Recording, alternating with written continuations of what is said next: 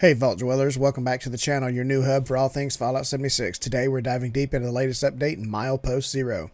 This one's packed with new content and I'm here to break it all down for you. From fresh quests, exciting new gear, you don't want to miss a thing. Let's jump right in. First things first, we absolutely cannot overlook the new legendary crafting system and what it means to you as well as to the player vendor market as a whole. By now, we have all heard about how, with the new legendary crafting system, we will now be able to customize the starred attributes to our weapons and armor and no longer have to rely on RNGesus for that amazing god roll.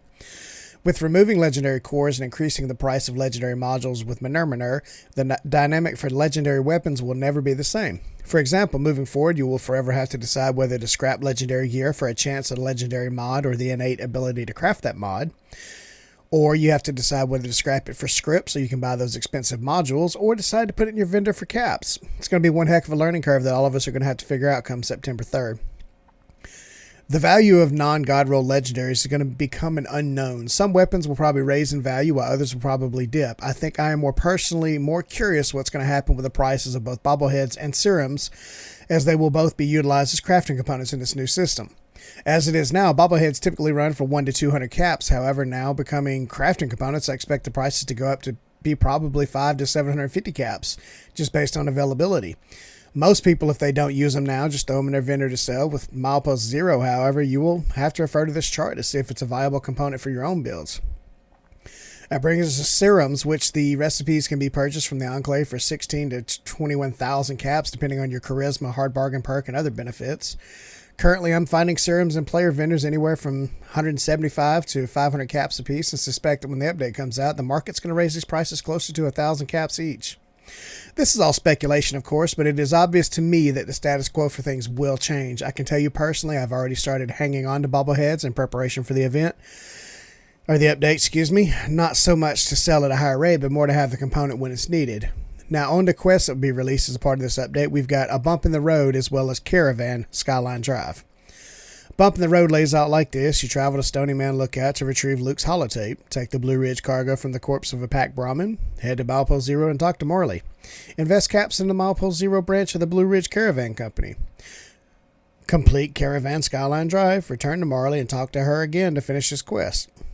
Doesn't seem too complicated, but we have to complete the second quest to finish the first quest, and I always hate that kind of thing. But here's what to expect with Caravan Skyline Drive. Travel to the starting point of the caravan, marked by a Brahmin head on the map. Run with the Brahmin along the road, defending against environmental hazards to be interacted with, as well as attacking enemies, which sounds a lot to me like the public event Free Range, which I'm not a personal fan of. Interact with the drop box at the final destination, drop off the cargo. This completes the event, and then I guess you get to go back and do the first one. Let's talk about the newest legendary weapon that's getting added with this update, the V63 Laser Carbine. This is going to be a direct quote from the Fallout Wiki.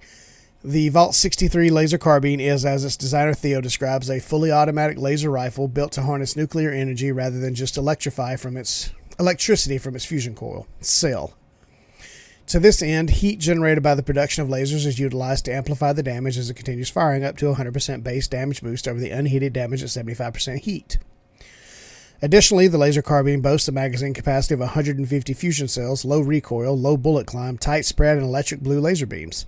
I myself am looking forward to getting my hands on this weapon to see how it feels in a public service as well as how it utilizes within VATS, considering you got to get low in the magazine to get its max damage bonus, but we'll just have to see about that.